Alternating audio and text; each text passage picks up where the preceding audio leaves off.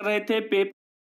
जय हिंद दोस्तों, ताइए दोस्तों, आप सभी का फिर से एक नए वीडियो पर स्वागत है। चलिए दोस्तों, आज हम आप लोगों के लेकर आए हैं साइंस का वायरल पेपर। और दोस्तों, आप भी क्लास 10th में है और 15 फरवरी को एग्जाम देने वाले हैं, तो आपके सामने पेपर आ गया है।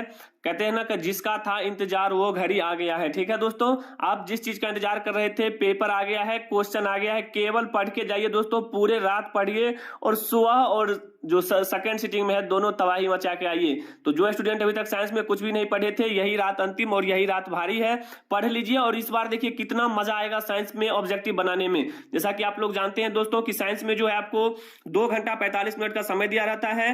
टोटल क्वेश्चन 110 रहता है। ठीक है, और इसमें टोटल पूर्णांक कितना है? 80 नंबर का पूर्णांक होता है। ठीक है, आप लोग ये सारा चीज आप लोगों को पता होगा। तो ये साइंस का वायरल पेपर है, देख कर ही जाइएगा दोस्तों। और जो देख लिया इस बार साइंस में तबाही मचा के आएगा, झंडा लहरा देगा। तो चलिए दोस्तों, चैनल पर पहली बार आए तो चैनल को सब्सक्राइब कर लें, ताकि आने वाले सभी सब्जेक्ट का वायरल पेपर आप लोग के पास पहुंचता रहे। ये एक तरह से समझिए चुरा कर लाया गया है, आप लोग केवल पढ़िए। ठीक है, आराम से पढ़िए, ज्यादा शोरगुल नहीं मचाना है और ईमानदारी से पढ़ के जाइए और साइंस में तबाही मचा के आइए। तो चलिए दोस्तों, बढ़ते हैं क्वेश्चन की ओर। दोस्तों, क्वेश्चन में देखिए सबसे पहले आपको जानते हैं कि खंड ओ यानी कि सेक्शन ए में जो है आपको 1 से 80 तक रहता है वस्तुनिष्ठ प्रश्न, और किन्हीं 40 प्रश्नों का आपको उत्तर देना है। ठीक है, और ये 40 प्रश्न आपको OMR शीट में रंगना होता है। ठीक है, तो कंप्लीट आप लोग OMR में रंग कर ही आइएगा। इस बार ऑब्जेक्टिव 40 में 40 करके आना है और इस बार साइंस में 95 करके आना है। ठीक है दोस्तों, तो चलिए दोस्तों आगे बढ़ते हैं क्वेश्चन नंबर 1 की ओर। अब किसी भी क्वेश्चन का आंसर पता हो तो कमेंट बॉक्स में जरूर डालिएगा। क्वेश्चन नंबर पहला है कि निम्नलिखित में कौन सा मात्रक वाट यानी कि W के बराबर होता है? तो आप सभी जानते हैं ये होता है हमारा जूल प्रति सेकेंड। क्या होता है? जूल प्रति सेकेंड। Option number A. 15 फरवरी दोस्तों याद रखिए, 15 फरवरी झंडा लहरा के आना है। ठीक है, आइए अगला क्वेश्चन है आपके सामने। विद्युत हीटर के तार की कुंडली बनी होती है, तो आप सभी जानते हैं ये नाइक्रोम का बना होता है। ऑप्शन नंबर डी याद रखिएगा। आगे बढ़ेंगे। क्वेश्चन नंबर 3 में दिया गया है कि किसी परिपथ का वह गुण जो विद्युत ऊर्जा को उष्मा में बदल देता है क्या कहलाता है? तो आप सभी जानते हैं ये प्रतिरोध कहलाता है। क्या कहलाता है? प्रतिरोध। ऑप्शन नंबर ए याद रखिएगा। ठीक है, आइए अगला क्वेश्चन है आपके सामने। बोला गया है कि एक विद्युत सेल से धारा प्राप्त करने पर इसके सिरों के बीच विभवांतर का मान होता है, तो आप सभी को याद रखना है विद्युत वाहक बल से कम होता है। क्या होता है? विद्युत वाहक बल से कम होता है। ऑप्शन बी याद रखिएगा। आगे बढ़ेंगे।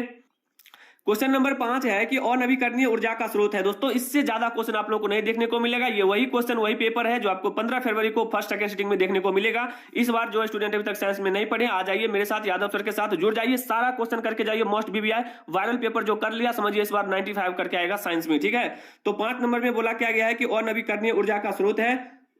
तो आप सभी जानते हैं कि अनवीकरणीय ऊर्जा का स्रोत क्या होता है? कोयला होता है। तो ऑप्शन नंबर ए याद रखिएगा दोस्तों। आइए आगे बढ़ेंगे, चुपके से देख लीजिए, चुपके से। ठीक है, तरंग दैर्घ्य को सामान्यतः व्यक्त किया जाता है दोस्तों, किसमें व्यक्त किया जाता है? तो मीटर में व्यक्त किया जाता है। ऑप्शन नंबर ए याद रखिएगा। अगला क्वेश्चन दोस्तों, इस बार मैथ्स के नहीं, साइंस के पेपर में मैथ्स का हो गया होगा, ये साइंस का चल रहा है। ठीक है, चलिए, किसी चालक तार से प्रवाहित विद्युत धारा में गतिशील कण होता है, तो आप सभी जानते हैं गतिशील कण हमारा इलेक्ट्रॉन होता है। तो ऑप्शन नंबर सी याद रखिएगा। आगे बढ़े। क्वेश्चन नंबर 8 में दिया गया है कि 12 वोल्ट विभवांतर के दो बिंदुओं के बीच 2 कूलम आवेश ले जाने में किया गया कार्य जो है वो कितना कार्य किया जाता है? तो आप सभी जानते हैं कि इसका बिल्कुल राइट आंसर हो जाएगा, वो क्या हो जाएगा? 24 जूल हो जाएगा। कितना हो जाएगा? 24 जूल। ठीक है, चलिए ऑप्शन नंबर डी याद रखना है। चलिए अगला क्वेश्चन देखिएगा। बोला गया है कि तालाब किस प्रकार का पारिस्थितिक तंत्र है? तो आप सभी को याद रखना है ये प्राकृतिक पारिस्थितिक तंत्र है। ऑप्शन नंबर बी याद रखिएगा। आगे बढ़े। क्वेश्चन नंबर 10 दिया गया है कि निम्न में कौन पारिस्थितिक तंत्र में अधिकतम संख्या में मौजूद होते हैं? तो आप सभी को याद रखना है उत्पादक जो होते हैं ये अधिकतम संख्या में मौजूद होते हैं। Option A. अगला क्वेश्चन है आपके सामने। जीवों की उत्पत्ति के पहले पृथ्वी पर निम्नलिखित में क्या नहीं था? तो आप सभी जानते हैं कि O2 नहीं था, O2 नहीं था। ठीक है, ऑप्शन नंबर सी याद रखना है। आगे बढ़ेंगे। क्वेश्चन नंबर 12 है कि भारत में उत्पादित प्रत्यावर्ती विद्युत धारा की आवृत्ति जो है वो कितना होता है? तो आप सभी जानते हैं ये होता है 50 हर्ज। कितना होता है? 50 हर्ज। ऑप्शन नंबर डी याद रखिएगा। ठीक है दोस्तों, 15 फरवरी को देखिए दोस्तों, 15 फरवरी कल 15 फरवरी को जरूर आप लोग ये सभी क्वेश्चन बना के आइएगा, उम्मीद है। ठीक है, एक भी क्वेश्चन छोड़ के नहीं आना है। कमजोर से कमजोर स्टूडेंट अभी तक ऑब्जेक्टिव नहीं देखे तो देख कर ही जाइएगा, क्योंकि ऑब्जेक्टिव अगर आप बना के आते हैं तो समझिए आपका साइंस में बहुत ही अच्छा नंबर आएगा। 1 माइक्रो एम्पियर विद्युत धारा है, 1 माइक्रो एम्पियर विद्युत धारा बराबर क्या होता है?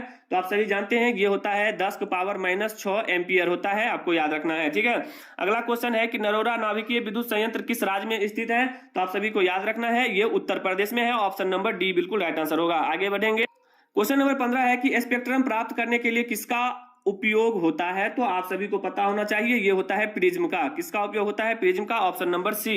अगला क्वेश्चन है आपके सामने, क्वेश्चन नंबर 16। बोला गया है कि उत्तल लेंस द्वारा आवर्धित काल्पनिक प्रतिबिंब तब बनता है जब वस्तु रहती है। तो आप सभी को याद रखना है, ये रहता है फोकस और लेंस के बीच। ठीक है, फोकस और लेंस के बीच, ऑप्शन नंबर बी। आगे बढ़ेंगे। क्वेश्चन नंबर 17 है कि बोल्ट बराबर होता है, बोल्ट यानी भी बराबर होता है। तो आप सभी को याद रखना है, बोल्ट बराबर होता है जूल प्रति कूलाम। क्या होता है? जूल प्रति कूलाम, ऑप्शन नंबर बी याद रखिएगा। चलिए दोस्तों, 15 फरवरी को तबाही मचा के आना है, देख लीजिएगा। विद्युत आवेश के प्रवाह दर को कहते हैं, जितना भी बता रहे हैं 100% लड़ेगा क्वेश्चन। एक बार अगर देख के जाते हैं तो देखिएगा क्या होगा। विद्युत आवेश के प्रवाह दर को कहते हैं, तो आप सभी को याद रखना है विद्युत धारा कहते हैं, ऑप्शन नंबर ए हो जाएगा। आइए आगे बढ़ेंगे। अगला क्वेश्चन है कि निम्नांकित में कौन सा कथन सत्य है? तो आप सभी को याद रखना है, जूल बराबर जो होता है ये कूलाम गुना वोल्ट होता है, यही हमारा सत्य है। चलिए अगला क्वेश्चन देखिएगा, क्वेश्चन नंबर 20 है आपके सामने। बोला गया है CHO अभिक्रियाशील समूह को क्या कहते हैं? तो आप सभी को याद रखना है, इसको एल्डिहाइड समूह कहते हैं। ये जो हमारा CHO है, CHO जो है ये हमारा क्या है? एल्डिहाइडिक समूह होता है। ठीक है, ऑप्शन नंबर सी याद रखिएगा। आगे बढ़ेंगे। क्वेश्चन नंबर 21 है कि इथेनॉल को सांद्र H2SO4 के साथ गर्म करने पर निम्नांकित में से कौन सी गैस बनती है? तो आप सभी को याद रखना है C2H2। क्या याद रखना है? C2H2, option number B. अगला क्वेश्चन है आपके सामने, जिंक ब्लेड निम्नांकित में किस धातु का अयस्क है? तो आप सभी को याद रखना है Zn। दोस्तों समय नहीं है, और जितना पहले आप लोग पढ़ के जाएंगे उतना आप लोगों के लिए बेहतर होगा। ठीक है, चलिए दोस्तों अगला क्वेश्चन है आपके सामने। बोला गया है कि आवर्त सारणी के किसी आवर्त के तत्वों में कौन सा गुण समान होता है? तो आप सभी को याद रखना है, ये होता है कक्षों की संख्या। कक्षों की संख्या, ऑप्शन नंबर डी। ईमानदारी से अगर 10 मिनट के वीडियो देख के जाते हैं तो आपको जो है एक भी क्वेश्चन जो है छोड़ने को नहीं मिलेगा। अगर ईमानदारी से 10 मिनट और 12 मिनट अगर देख लेते हैं इस वीडियो को तो एक भी क्वेश्चन छोड़ के नहीं आइएगा। आगे बढ़ेंगे। 24 नंबर क्वेश्चन है कि अभिक्रिया CaO प्लस H2O CaOH2 का होल ट्वाइज किस प्रकार की अभिक्रिया है? तो आप सभी को याद रखना है, ये है हमारा संयोजन अभिक्रिया। क्या है? संयोजन अभिक्रिया, क्योंकि देख लीजिए CO जो है OH के साथ क्या कर रहा है? मिल रहा है, तो संयोजन हो जाएगा। ठीक है, अगला क्वेश्चन देखिएगा, क्वेश्चन नंबर 25 है आपके सामने। बोला गया मेंडल ने अपने अनुवांशिकी प्रयोग हेतु किस पौधों का उपयोग किया था? तो आप सभी को याद रखना है, ये हो जाएगा मटर का। क्या हो जाएगा? मटर का, ऑप्शन नंबर सी याद रखिएगा। दोस्तों आगे बढ़ेंगे। क्वेश्चन नंबर 26 है कि किस प्रकार के शोषण से अधिक ऊर्जा मुक्त होती है? तो आप सभी को याद रखना है, वायवीय शोषण से जो है अधिक ऊर्जा मुक्त होती है, ऑप्शन नंबर ए याद रखना है। अगला क्वेश्चन देखिएगा, मानव में नर जनन ग्रंथि कहलाता है? तो आप सभी को याद रखना है, ये विल्सन कहलाता है। मानव में नर जनन ग्रंथि क्या कहलाता है? विल्सन कहलाता है, ऑप्शन नंबर ए याद रखिएगा। आगे बढ़ेंगे। क्वेश्चन नंबर 28 है कि जीवन की एक महत्वपूर्ण विशेषता क्या है? तो आप सभी जानते हैं वृद्धि है। ठीक है, क्या है? वृद्धि है, ऑप्शन नंबर बी हो जाएगा। ठीक है, चलिए अगला क्वेश्चन है आपके सामने, स्वपोषी पोषण होता है। स्वपोषी पोषण किसमें होता है दोस्तों? तो आप सभी को पता होना चाहिए, ये होता है पौधों में, ऑप्शन नंबर ए याद रखिएगा। आगे बढ़ेंगे। क्वेश्चन नंबर 30 है कि ग्लाइकोलाइसिस होता है। ग्लाइकोलाइसिस किसमें होता है दोस्तों? तो आप सभी को याद रखना है, ये होता है कोशिका द्रव्य में होता है। कोशिका द्रव्य में, ऑप्शन नंबर बी याद रखिएगा। अगला क्वेश्चन है आपके सामने दोस्तों, समय कम है, 15 फरवरी, कल 15 फरवरी है और ये वायरल पेपर आपके सामने आ गया है, जल्दी से देख लीजिए, देर ना हो जाए। ठीक है, देर नहीं करना है, जितना पहले करके जाइएगा उतना आप लोगों के लिए बेहतर होगा। इस बार 95 करके आना है साइंस में। तंत्रिका तंत्र की संरचनात्मक एवं कार्यात्मक इकाई को क्या कहते हैं? तो आप सभी को याद रखना है, न्यूरॉन कहते हैं। न्यूरॉन यानी कि ऑप्शन नंबर ए हो जाएगा। ठीक है, चलिए उम्मीद करेंगे आप लोग समझ गए होंगे। चलिए अगला क्वेश्चन देखिएगा, क्वेश्चन नंबर 32 है, कौन सा एंजाइम वसा पर क्रिया करता है? तो आप सभी को याद रखना है, लाइपेज जो है ये वसा पर क्रिया करता है, ऑप्शन नंबर डी हो जाएगा। आगे बढ़ेंगे। क्वेश्चन नंबर 33 है कि आवर्त सारणी के प्रथम आवर्त में तत्वों की संख्या है। तो आप सभी को याद रखना है, इसमें 2 होता है। आवर्त सारणी के प्रथम आवर्तों में जो है तत्वों की संख्या 2 होता है, ऑप्शन नंबर ए याद रखिएगा।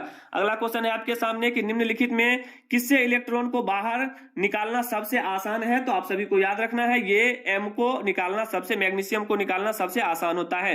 मैग्नीशियम नहीं होता है, यानी केवल एम इसका सिंबल है। ठीक है, मैग्नीशियम जो है Mg का होता है। ठीक है, चलिए अगला क्वेश्चन है आपके सामने कि द्वितीय आवर्त में तत्वों के लिए कौन सा सेल बाह्यतम सेल है?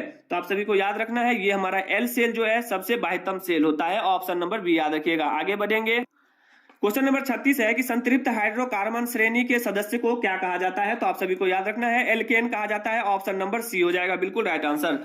देखिए अगला क्वेश्चन है आपके सामने, बोला गया है कि मेंडलीफ द्वारा छोड़े गए आवर्त सारणी के रिक्त स्थानों में बाद में निम्नलिखित में कौन सा तत्व पद स्थापित किया गया? कौन सा तत्व पद स्थापित किया गया? तो आप सभी को याद रखना है, इसका जो राइट आंसर हो जाएगा गैलियम हो जाएगा, ऑप्शन नंबर ए हो जाएगा। ठीक है, आइए आगे बढ़ेंगे।